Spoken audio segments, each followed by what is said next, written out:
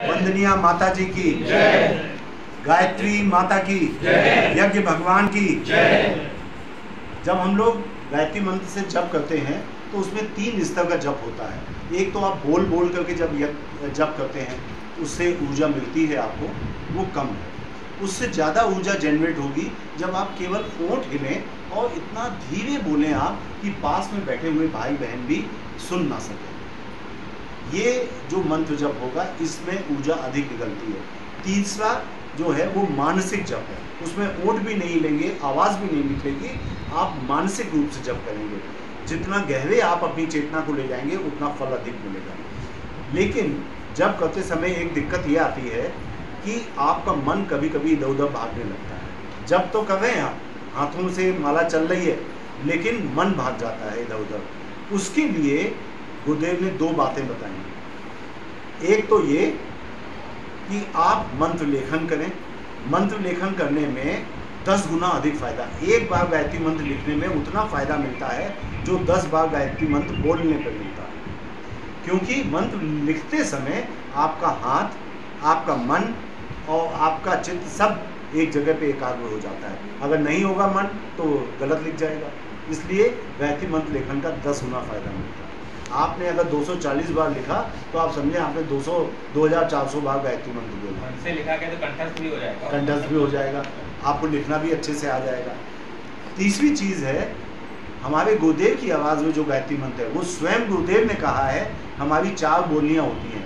एक बोली जो बैखरी वाणी, जो हम बोल रहे हैं, आप बोल रहे हैं, सब लोग जो बोलते हैं वो बैखरी, साधारण मनुष्य एक वाणी जानता है केवल। दूसरी वाणी, जैसे आपने माताओं को देखा होगा घरों में अपने बच्चों को कंट्रोल करती हैं निगाहों से। घर में कोई मेहमान आ जाए वो कहेंगी जाओ यहाँ से, इस कमरे से जाओ, शैतानी मत करो। और थोड़ा सा भौएं उन्होंने तिरछी करी, भौं पे बल लाए तो बच्चा समझ जाता है माँ गुस्सा हो रही है, चुपचाप भाग जाएगा। तो बिना बोले मुख मुद्रा से, भाव भंगिमाओं से, इशारे से जो बात की जाती है वो दूसरी वाणी। तीसरी वाणी आती है मध्यमा पश्यंती और परा। तीसरी वाणी आती है जिसमें मानसिक स्तर पे जब आपके विचार मिलते हैं किसी से, जैसे मैं और गोविंद भैया, आप तो भैया नहीं आते मेरे पास ज़्यादा, पहले जब आते थे तो इनके आने का कारण मुझे पता चल जाता था। ये आए, मैंने कहा भैया किताबें लेनी है? बोले हाँ। आपको कैसे पता? मैंने कहा आपने कहा था आज स्कूल जाना है, मेरे पास किताबें हैं तो वो आप लेने आए होंगे। हाँ, ये बात सही है। तो मानसिक विचार जब मिलते हैं तो मानसिक विचारों का जो संप्रेषण होता है बिना बोले, वो तीसरी वाणी।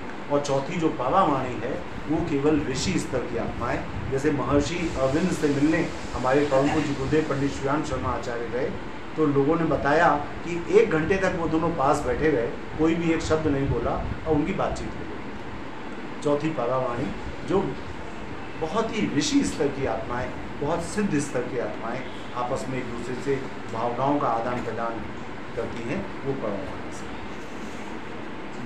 पूज्य गुरुदेव की आवाज़ अगर आप अपने स्मार्टफोन में जाएंगे, गायत्री मंत्र बाई पंडित श्रीराम शर्मा आचार्य, गायत्री मंत्र by Pandit Shriram Sharma Acharya YouTube पे जाएं, उनकी आवाज़ में 8 मिनट, 35 मिनट और कई लंबे लंबे भी उसमें यूट्यूब में पड़े हुए हैं, 108 बार के।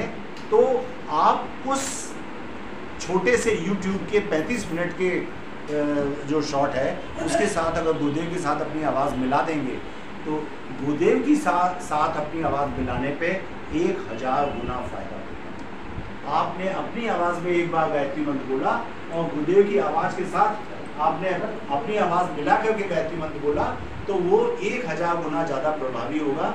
इसलिए आप अगर माला से भी गायत्री मंत्र करते हैं तो भी गुरुदेव की आवाज़ के साथ कम से कम 35 मिनट या 8 मिनट, 8 मिनट में गुरुदेव 24 बार बोलते हैं, 35 मिनट में 108 बार बोलते हैं।